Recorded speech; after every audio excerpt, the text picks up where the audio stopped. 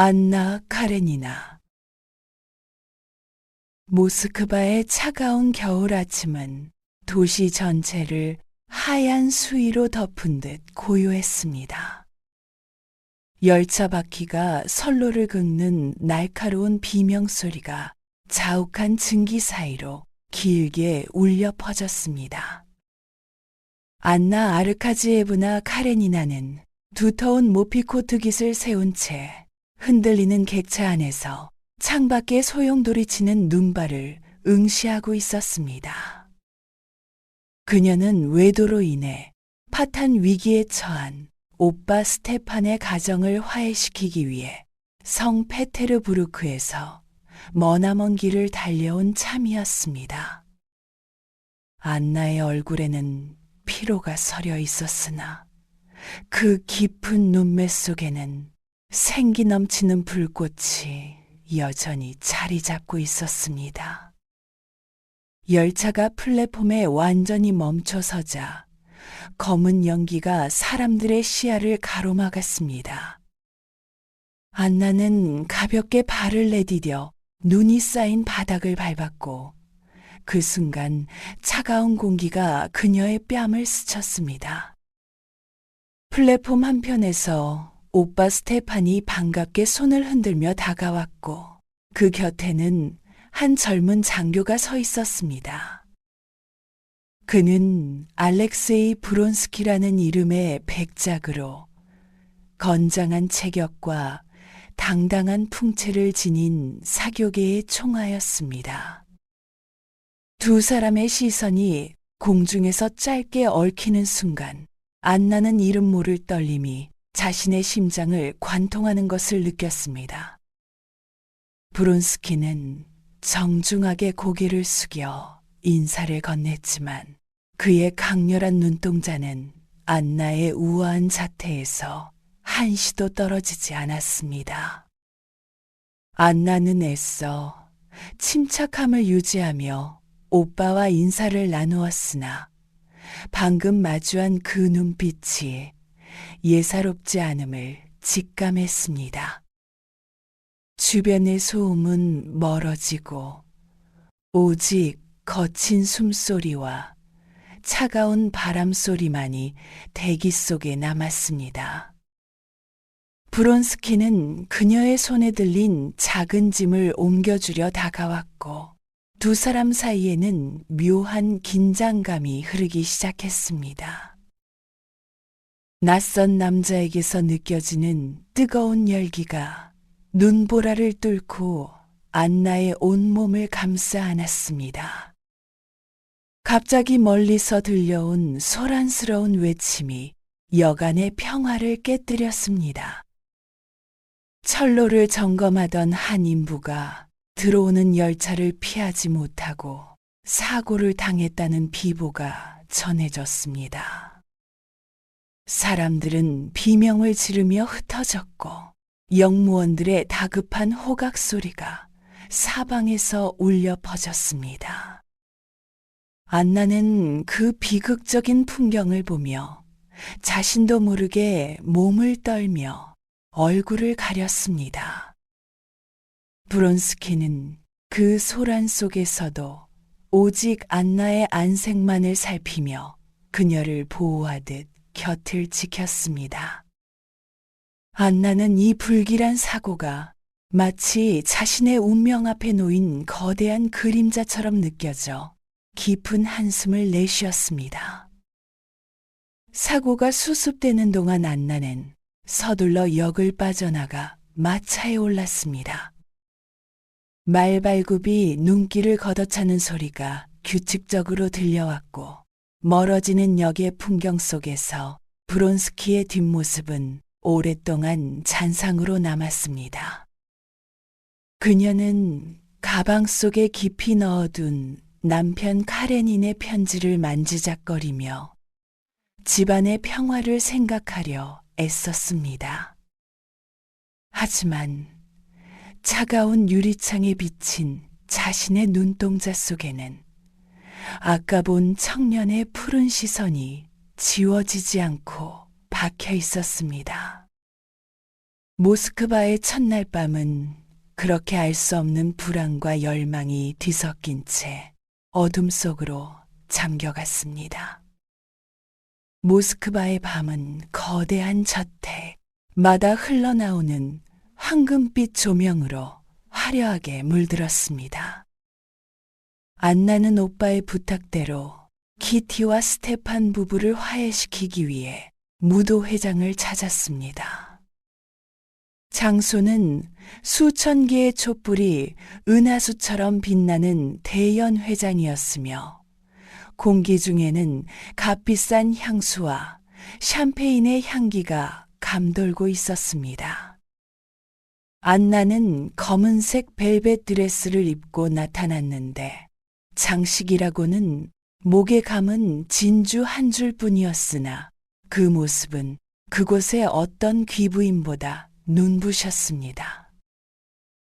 그녀가 걸음을 옮길 때마다 사교계 사람들의 시선은 자석에 끌린 듯 안나의 우아한 자태에 머물렀습니다. 경쾌한 마주르카 선율이 울려 퍼지자 장내의 열기는 절정에 달했습니다. 키티는 자신이 흠모하던 브론스키가 춤을 청하러 오기를 간절히 기다리며 설레는 마음을 감추지 못했습니다. 하지만 브론스키의 발걸음이 멈춘 곳은 어린 키티 앞이 아니라 군중 속에 서 있던 안나의 앞이었습니다. 안나는 당황한 기색을 내비치며 거절하려 했으나 브론스키의 끈질기고도 열정적인 눈빛에 이끌려 결국 그의 손을 잡았습니다. 두 사람이 무대 중앙으로 나가는 순간 주변의 소음은 순식간에 잦아들고 오직 두 사람만의 시간이 흐르기 시작했습니다. 브론스키의 팔이 안나의 허리를 감싸자 그녀는 마치 전기에 감전된 듯한 전율을 느꼈습니다. 춤을 추는 동안 두 사람의 거리는 위험할 정도로 가까워졌고 서로의 숨결이 뺨에 닿을 때마다 안나의 가슴은 거칠게 요동쳤습니다. 브론스키는 아무런 말도 하지 않았지만 그의 강렬한 눈동자는 안나에게 수만 가지 고백을 쏟아내고 있었습니다. 안나는 자신의 심장 박동이 춤의 박자보다 빠르게 뛰고 있음을 깨달았고 그가 보내는 금기된 열망을 거부하기에는 이미 너무 늦었다는 사실을 본능적으로 직감했습니다. 화려한 조명 아래서 안나의 눈동자는 생전 처음 느껴보는 생기로 기이하게 반짝였습니다. 무도회장 구석에서 이 광경을 지켜보던 키티의 얼굴은 창백하게 질려갔습니다. 자신이 믿었던 사랑과 우정이 한순간에 무너져 내리는 것을 보며 키티는 깊은 절망에 빠졌습니다. 안나는 키티의 시선을 느끼고는 죄책감에 휩싸여 고개를 돌렸으나 브론스키는 아랑곳하지 않고 오직 안나에게만 집중했습니다. 그는 마치 세상을 다 얻은 사냥꾼처럼 당당하게 안나를 리드하며 연회장의 분위기를 압도했습니다. 안나는 이 마법 같은 순간이 영원하기를 바라는 마음과 당장이라도 도망치고 싶은 두려움 사이에서 방황하며 춤을 멈추지 못했습니다. 새벽이 다가오고 음악이 멈추자 안나는 도망치듯 연회장을 빠져나왔습니다. 밖에는 여전히 차가운 눈보라가 치고 있었지만 그녀의 뺨은 뜨겁게 달아올라 있었습니다. 안나는 서둘러 집으로 돌아와 침대에 누웠으나 어둠 속에서도 브론스키의 푸른 눈동자가 불꽃처럼 타오르는 환영을 보았습니다. 성 페테르부르크에 있는 남편 카레닌의 냉정한 얼굴을 떠올려 보았지만 이미 그녀의 마음속에는 거부할 수 없는 폭풍이 불기 시작했습니다. 정숙한 아내이자 어머니였던 안나의 삶에 돌이킬 수 없는 균열이 생겨난 고요한 밤이었습니다. 안나는 서둘러 성 페테르부르크로 돌아가는 기차에 몸을 실었으나 열차의 흔들림은 그녀의 불안한 마음을 더욱 거세게 뒤흔들었습니다.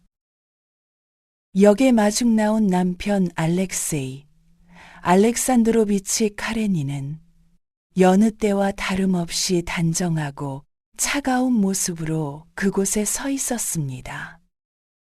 그는 정치가로서의 명성과 사회적 지위를 삶의 유일한 가치로 여기는 남자였으며 안나를 맞이하는 인사조차 형식적인 의례에 불과했습니다.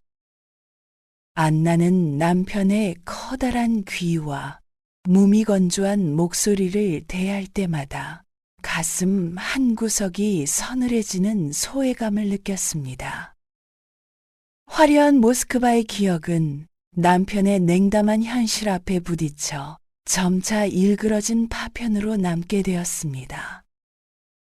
하지만 브론스키는 안나를 포기하지 않았으며 그녀를 쫓아 성 페테르부르크의 모든 사교 모임에 그림자처럼 나타났습니다.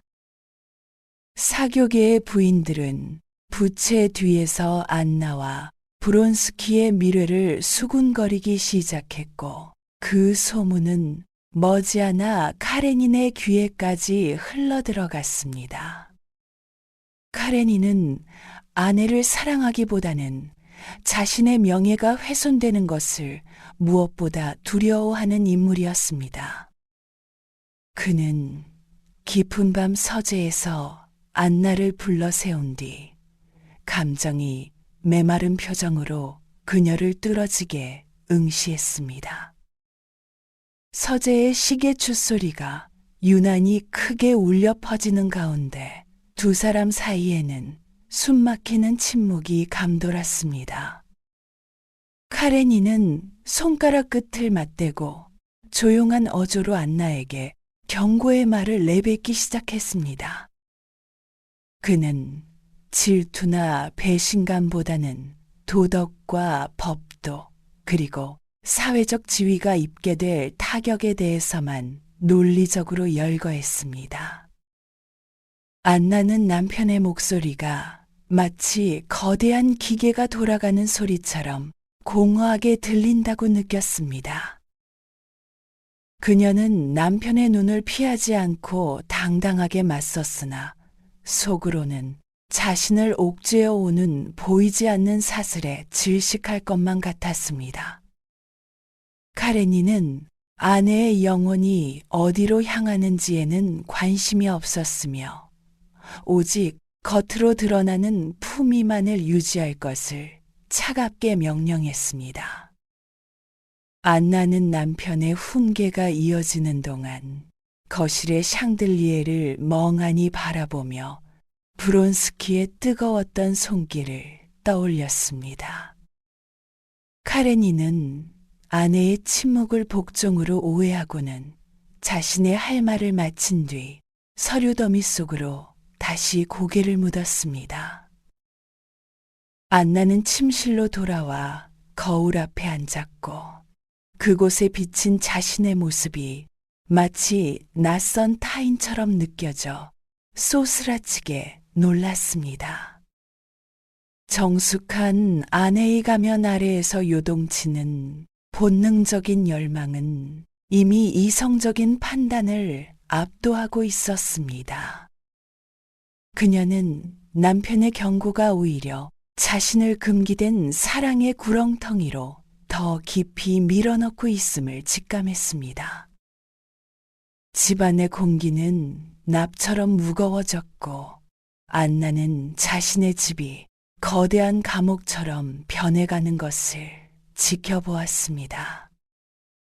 남편은 여전히 외부 사람들에게 완벽한 가정을 연기할 것을 강요했으며 안나는 그 가식적인 연극 속에서 서서히 메말라갔습니다. 그러나 브론스키의 짧은 편지가 전달될 때마다 그녀의 심장은 다시금 거칠게 고동치며 살아있음을 외쳤습니다. 안나는 도덕적인 파멸과 진실한 갈망 사이에서 위태로운 줄타기를 시작했고 성 페테르부르크의 차가운 밤은 그녀의 고독한 눈물을 집어삼키며 깊어만 갔습니다. 추위가 잦아들고 어느새 따스한 초여름이 찾아왔을 때 눈부신 햇살이 성 페테르부르크 근교의 경마장을 가득 비추고 있었습니다. 화려한 양산을 든 귀부인들과 훈장을 단 장교들이 관람석을 가득 메운 채 축제 같은 분위기를 자아냈습니다. 안나는 남편 카레닌의 곁에 앉아 있었으나 그녀의 시선은 오직 출발선에서 말의 고삐를 잡고 있는 브론스키에게 고정되어 있었습니다. 브론스키는 자신의 에마 푸르푸르에 올라타 자신만만한 미소를 짓고 있었고 그 모습은 안나의 가슴을 한없이 부풀어 오르게 했습니다. 카레니는 그런 아내의 옆 얼굴을 힐끗 살피며 입술을 굳게 다물고는 몸이 건조한 표정으로 경기를 지켜보았습니다. 경기를 알리는 신호탄이 울리자 말들은 거대한 먼지 구름을 일으키며 대지를 박차고 나갔습니다. 브론스키는 선두 그룹에서 영리하게 거리를 유지하며 질주했고 안나는 손에 쥔 부채를 부러질 듯 힘을 주어 쥐었습니다. 마지막 장애물을 앞두고 브론스키가 박차를 가하려는 순간 푸르푸르가 발을 헛디디며 비틀거렸습니다. 둔탁한 소리와 함께 거대한 말이 바닥에 고꾸라졌고 브론스키는 그 반동으로 멀리 튕겨나갔습니다. 순식간에 관람석은 술렁이기 시작했고 경기장에는 자욱한 흙먼지만이 감돌았습니다.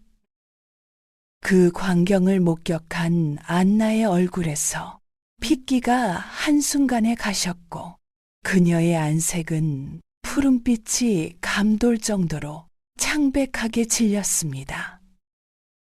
그녀는 비명을 지르는 대신 숨이 막힌 듯 가슴을 움켜쥐며 자리에서 일어나 쓰러진 연인을 응시했습니다. 주변의 수많은 눈동자와 남편의 존재는 그녀의 세계에서 사라졌고 오직 흙바닥에 누워 움직이지 않는 브론스키만이 유일한 진실로 남았습니다. 카레니는 아내의 비정상적인 반응을 눈치채고 그녀의 팔을 붙잡으며 품위를 지키라고 낮게 속삭였습니다.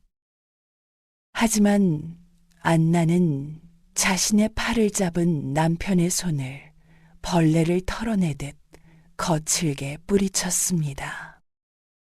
카레니는 수치심과 분노가 뒤섞인 표정으로 안나를 억지로 마차에 태워 경기장을 빠져나왔습니다.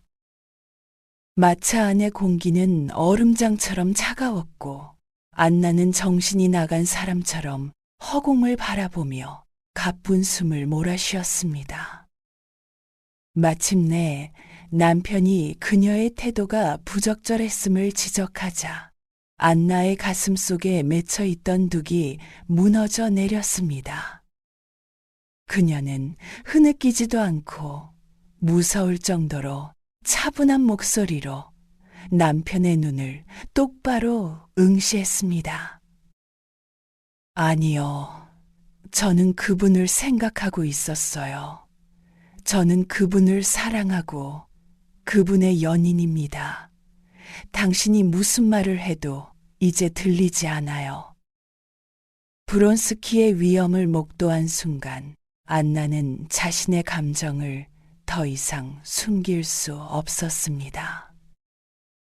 카레니는 아내의 노골적인 발언에 큰 충격을 받았으나 그 와중에도 자신의 명예와 사회적 지위를 어떻게 보존할지를 계산하며 침묵을 지켰습니다. 성 페테르부르크의 노을은 피처럼 붉게 물들며 모든 것을 인정하고 내려놓은 안나의 위태로운 앞날을 고요하게 비추고 있었습니다.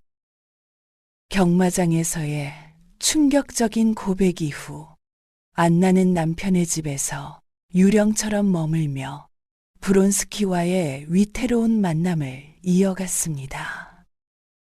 카레니는 아내의 부정을 알고도 가정을 유지하려 애썼으나 안나의 몸 안에는 이미 브론스키의 아이가 자라나고 있었습니다.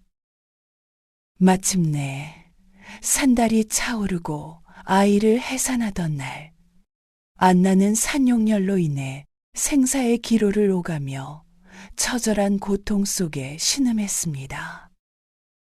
그녀의 이마에는 식은땀이 맺혔고 의식은 안개 속을 헤매듯 흐릿해져만 갔습니다. 남편 카레니는 아내의 배신을 증오하면서도 죽음을 앞둔 여인에 대한 마지막 의무를 다하기 위해 침대 곁을 지켰습니다. 의식이 돌아올 때마다 안나는 고통스러운 목소리로 남편의 이름을 부르며 용서를 구했습니다. 그녀는 자신이 저지른 잘못을 참회하며 카레닌의 손을 잡고 뜨거운 눈물을 흘렸습니다. 아내의 처절한 고해 성사를 들으며 카레닌의 마음속에 쌓여있던 증오가 서서히 녹아내리기 시작했습니다. 그는 정치가로서의 체면이나 사교계의 비난을 모두 잊은 채 오직 한 인간으로서 안나를 가엾다고 느꼈습니다.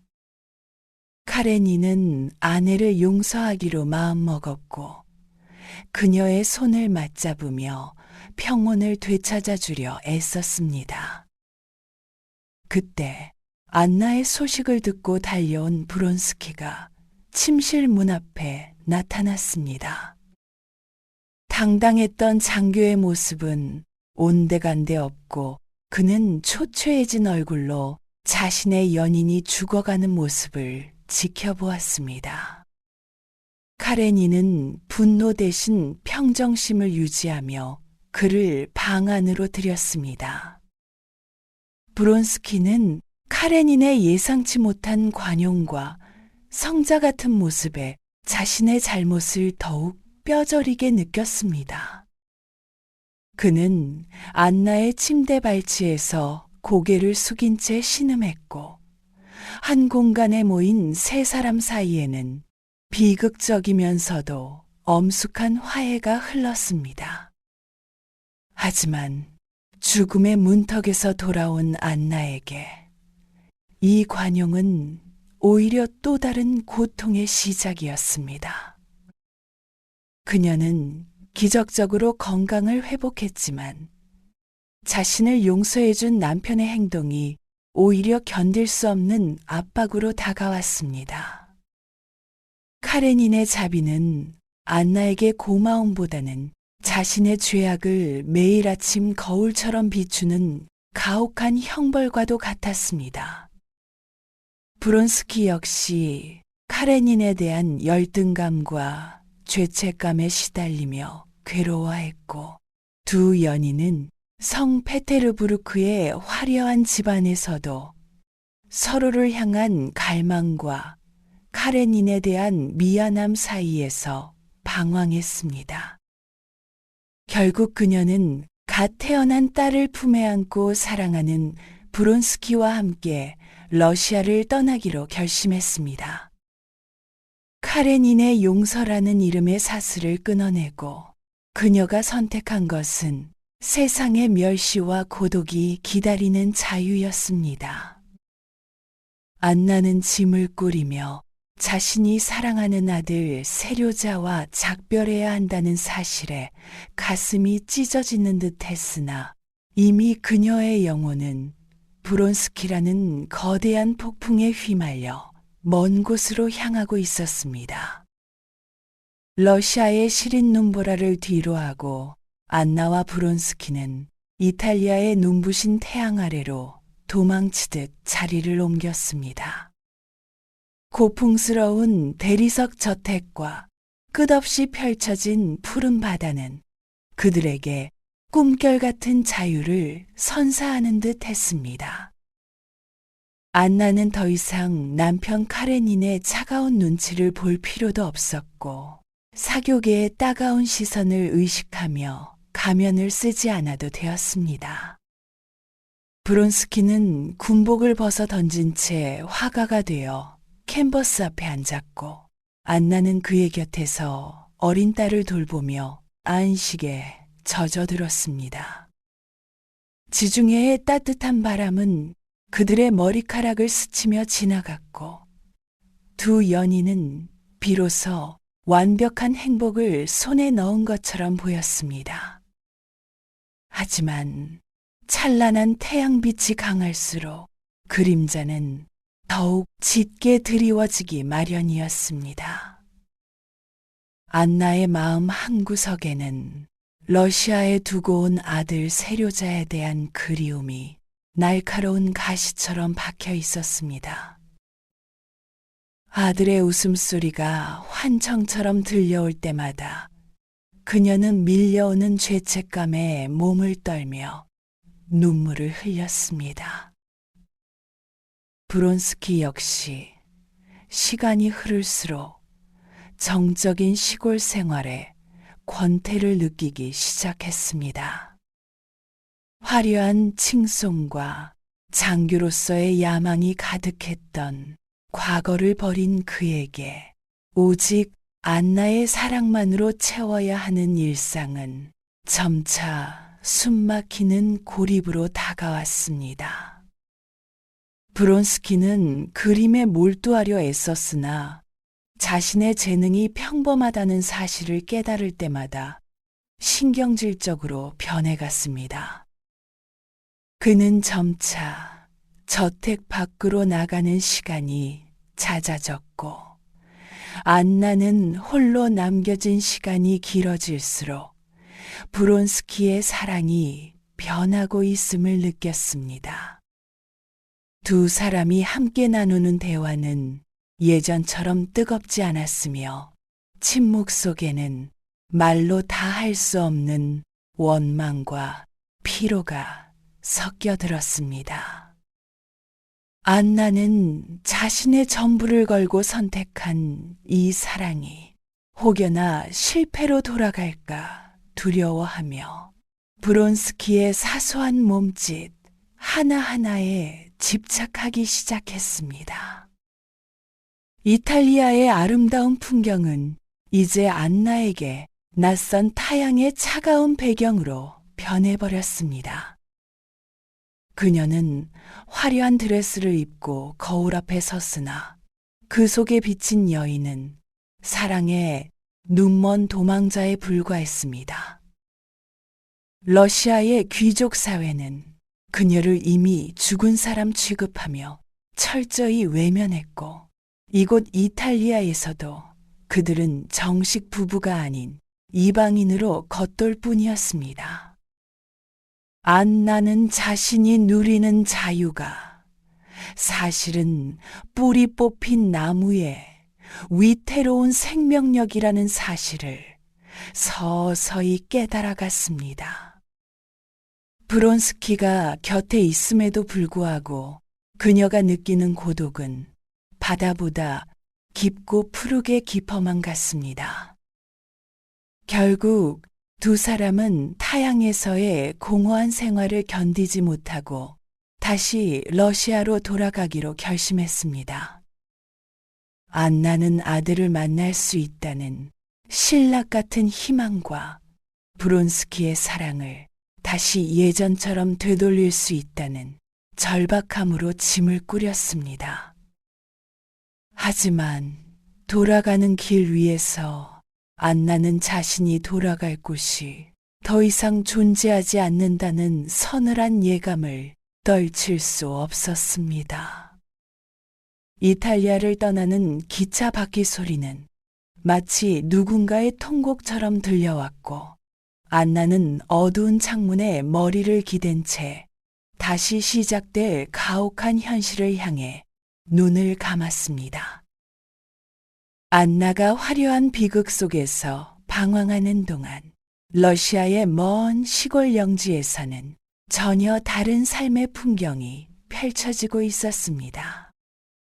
평범하고 우직한 지주인 콘스탄틴 레비는 오랫동안 흠모해온 키티와 마침내 부부의 연을 맺고 고요한 농촌으로 돌아왔습니다. 그는 도시의 사치스러운 사교계나 복잡한 철학적 논쟁보다는 흙 묻은 장화를 신고 들판을 누비며 농부들과 땀을 흘리는 일에서 삶의 의미를 찾고자 했습니다. 이른 아침이면 대지 위로 피어오르는 물안개 사이로 레비는 낫을 들고 풀을 베었으며 노동이 주는 정직한 피로 속에서 머릿속을 괴롭히던 고뇌를 잊었습니다. 키티 역시 화려한 무도회 드레스 대신 소박한 옷차림으로 집안일을 돌보며 남편이 일구는 대지의 삶에 천천히 젖어들었습니다. 하지만 레빈에게도 결혼 생활과 시골의 삶은 결코 순탄한 것만은 아니었습니다. 사소한 성격 차이로 키티와 말다툼을 벌일 때면 그는 깊은 자괴감에 빠졌고 죽음을 앞둔 형 니콜라이의 고통을 지켜보며 생의 허무함에 몸서리치기도 했습니다. 인간은 왜 살아야 하는가? 라는 근원적인 질문은 수시로 그의 뒤를 쫓으며 평온을 방해했습니다. 그러나 그가 절망의 끝에서 마주한 것은 대단한 학문의 진리가 아니라 갓 태어난 어린아들의 작은 손가락과 집안을 가득 채운 따뜻한 수프의 냄새였습니다. 레비는 삶이란 머리로 이해하는 것이 아니라 사랑하는 이들을 지키며 하루하루를 성실히 살아내는 과정 그 자체임을 가슴 깊이 새겼습니다.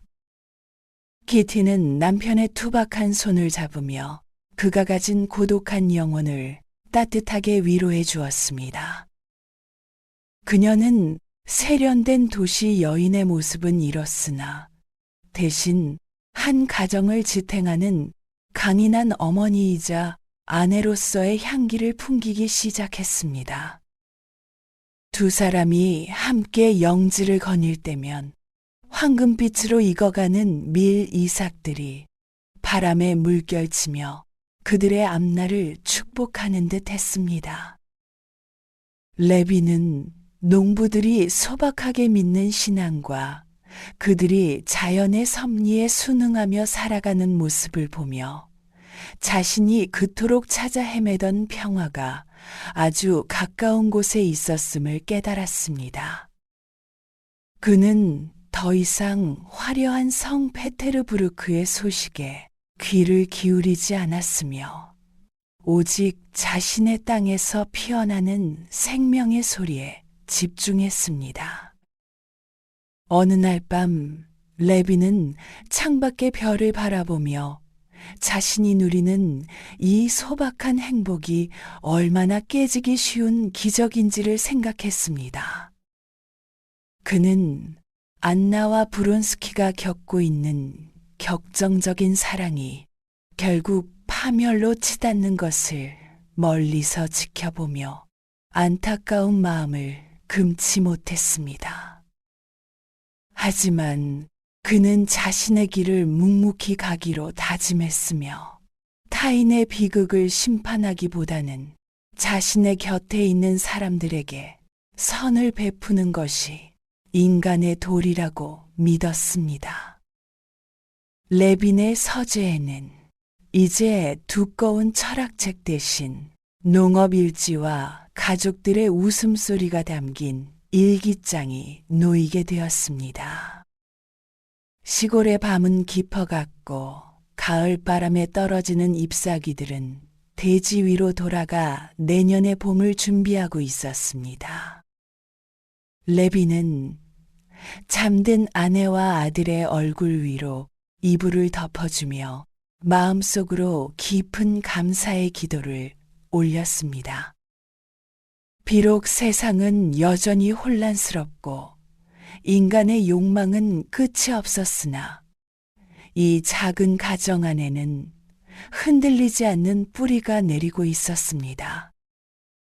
그는 자신이 완벽한 인간이 아님을 인정했으며 매일 조금씩 더 나은 사람이 되기 위해 노력하는 것만으로도 충분하다는 사실을 받아들였습니다.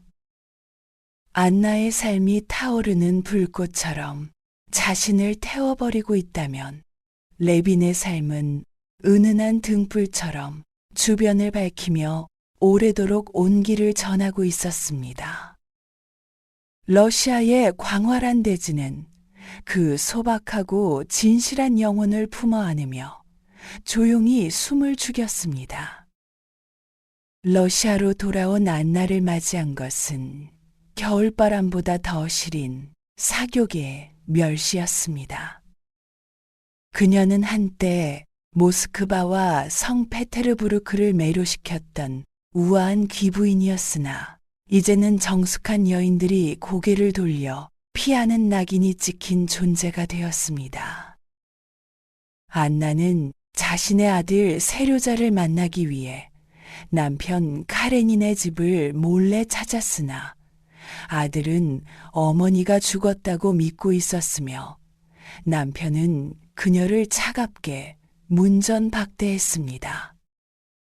아들을 품에 안지 못한 채 돌아서야 했던 그날 이후 안나의 마음속에 자리 잡았던 인내심의 기둥은 무참히 무너져 내리기 시작했습니다. 그녀는 자신이 치른 가혹한 대가에 보상받고 싶은 심정으로 오직 브론스키의 사랑에만 기형적으로 매달렸습니다. 브론스키는 여전히 안나를 책임지려 노력했으나 그는 이제 사교계의 일원으로 돌아가 자신의 명예를 회복하고 싶어 했습니다. 그가 외출을 하거나 친구들을 만날 때마다 안나는 그것을 자신을 향한 변심의 징조로 받아들였습니다. 당신은 이제 내가 지겨워진 것이지요. 안나의 입술에서는 끊임없이 날카로운 가시가 돋친 말들이 쏟아졌고 브론스키의 다정한 위로는 도리어 그녀의 의심을 부추기는 불씨가 되었습니다. 안나는 그가 다른 젊은 여인과 눈을 맞추거나 자신을 버리고 떠나는 환영에 시달리며 밤마다 뜬 눈으로 지새웠습니다.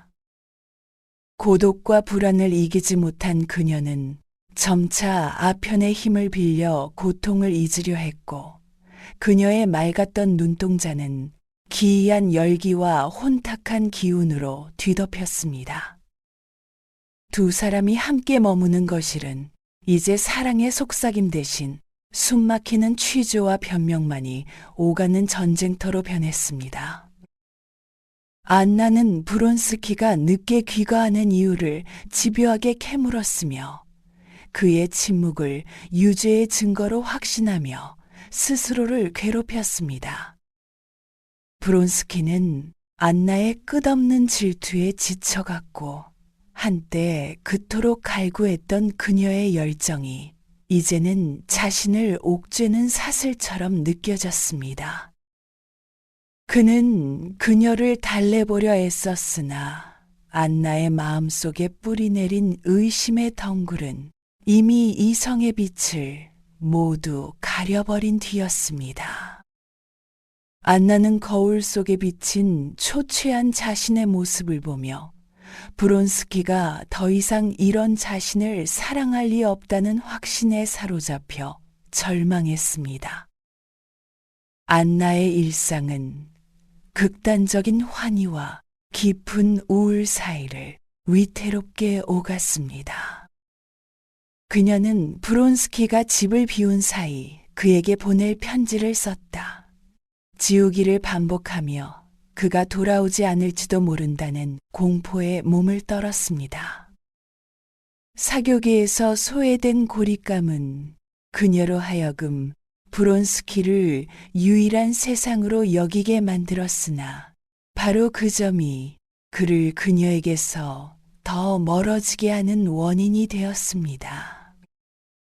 안나는 자신을 가두고 있는 이 의심의 감옥이 사실은 스스로가 쌓아올린 벽임을 알지 못했습니다. 그녀의 영혼은 서서히 메말라갔고 한때 찬란하게 빛나던 생명력은 이제 파멸을 향해 타들어가는 촛불처럼 위태롭게 흔들렸습니다. 어느덧 도시에는 축축한 봄비가 내리기 시작했으나 안나의 계절은 여전히 얼어붙은 겨울에 멈춰 있었습니다. 그녀는 브론스키의 사랑이 식었다는 망상에 사로잡혀 그를 벌주고 싶은 충동을 느끼기 시작했습니다. 내가 죽으면 그는 내가 얼마나 고통받았는지 알게 되겠지. 안나는 이 파괴적인 생각을 일기장에 적어내려가며 서늘한 미소를 지었습니다. 그녀는 이제 브론스키가 자신을 사랑하느냐 아니냐의 문제보다 자신의 고통을 그에게 어떻게 각인시킬 것인가에 더 몰두하게 되었습니다. 어두운 방 안에서 아편 향기에 취해 비틀거리던 안나는 마침내 돌이킬 수 없는 마지막 여행을 준비하기 위해 짐가방을 챙겼습니다. 브론스키와 나눈 마지막 대화는 서로에게 씻을 수 없는 상처만을 남긴 비수 같았고 그는 안나의 절규를 뒤로 한 채 차갑게 문을 나서버렸습니다. 안나는 그가 다른 여인을 만나러 갔을 것이라는 확신에 찬 망상에 사로잡혀 그를 직접 확인하고 벌주기 위해 기차역으로 향했습니다. 마차 안에서 바라본 모스크바의 거리는 기괴할 정도로 활기찼으며 행복해 보이는 사람들의 모습은 안나의 고립된 슬픔을 더욱 극명하게 부각시켰습니다. 그녀는 이제 세상 어디에도 자신이 뿌리 내릴 곳이 없음을, 사랑조차 자신을 구원하지 못했음을 뼈저리게 느꼈습니다. 기차역에 도착하자 자욱한 증기와 날카로운 금소금이 그녀의 감각을 마비시키듯 엄습해왔습니다. 안나는 플랫폼을 서성거리며 브론스키에게 보낼 전보를 생각했으나 곧 모든 것이 덧없다는 생각에 사로잡혔습니다. 그녀의 머릿속에는 오직 하나, 그가 평생 잊지 못할 고통을 남겨주고 자신은 이 지독한 의심과 외로움에서 해방되는 길뿐이었습니다. 왜 전등을 끄지 않는 걸까? 안나는 혼잣말을 내뱉으며 어둠 속으로 가라앉는 자신의 의식을 붙잡으려 애썼습니다. 멀리서 거대한 강철 괴물처럼 육중한 기차가 굉음을 내며 플랫폼으로 미끄러져 들어오고 있었습니다. 그 순간 안나는 처음 모스크바역에 도착했던 그날을 떠올렸습니다. 눈보라 속에서 처음 만났던 브론스키의 눈빛, 그리고 철로에서 사고를 당했던 가련한 인부의 모습이 주마등처럼 스쳐 지나갔습니다. 그녀는 그것이 우연이 아닌 예시였음을 깨달았습니다. 기차 바퀴가 선로를 지식이며 내는 소리는 이제 안나에게 거부할 수 없는 유혹의 선율처럼 들렸습니다. 그녀는 가방을 바닥에 내려놓고 천천히 선로를 향해 몸을 기울였습니다. 주변의 소음은 일순간 정지했고 오직 다가오는 기차의 거대한 열기만이 그녀의 뺨에 닿았습니다. 안나는 성호를 그으며 짧은 기도를 올렸습니다. 주여, 저를 용서하소서. 그녀는 마치 물속으로 뛰어들듯 차가운 선로 위로 자신의 몸을 던졌습니다. 거대한 쇠바퀴가 그녀의 위를 덮치는 찰나 안나는 자신이 저지른 일이 무엇인지 깨닫고 본능적으로 몸을 움츠리려 했으나 이미 너무 늦어버린 뒤였습니다. 붉은 피가 하얀 눈 위로 흩뿌려졌고 한때 러시아에서 가장 아름다웠던 여인의 생애는 그렇게 비극적인 마침표를 찍었습니다. 그녀가 그토록 원했던 안식은 차가운 금속의 마찰음 속에서 고통스럽게 찾아왔습니다. 뒤늦게 달려온 브론스키는 차갑게 식어버린 안나의 시신 앞에서 무너져 내렸습니다. 그녀를 잃었다는 사실보다 그녀가 자신을 증오하며 떠났다는 사실이 그의 영혼을 갈갈이 찢어 놓았습니다. 안나의 죽음은 사교계의 가십거리로 잠시 돌다 사라졌으나 남겨진 이들의 삶에는 평생 지워지지 않을 흉터를 남겼습니다. 카레니는 여전히 무표정한 안면 뒤로 서재에 틀어박혔고 레비는 멀리 시골에서 이 소식을 듣고 생애 엄숙한 비극에 깊은 탄식을 내뱉었습니다. 안나 카레니나, 그녀가 불꽃처럼 타올랐던 자리는 이제 고요한 재로 남아 러시아의 광활한 대지 위로 흩어져 갔습니다. 안나의 장례식은 그녀의 삶만큼이나 적막하고도 차가웠습니다. 한때 그녀를 찬미했던 사교계 사람들은 이제 그녀의 이름을 입에 올리는 것조차 꺼리며 서둘러 일상으로 돌아갔습니다. 카레니는 여전히 정돈된 모습으로 관료의 직무를 수행했으나 그의 눈빛은 이전보다 더욱 메말라 있었습니다.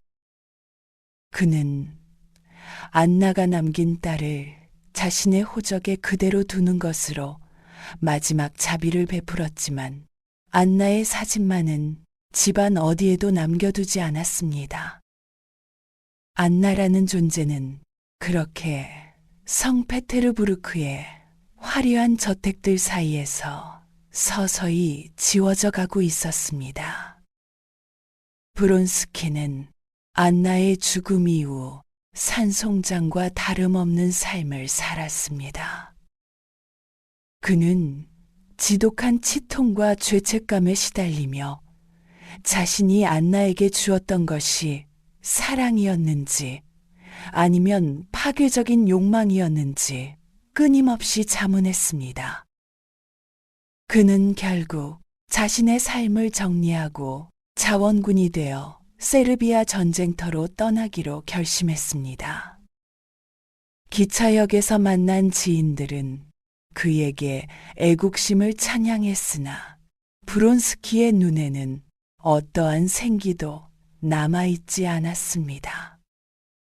그는 영광을 위해서가 아니라 안나가 잠든 그 어둠 속으로 자신을 던지기 위해 전장으로 향하는 것이었습니다.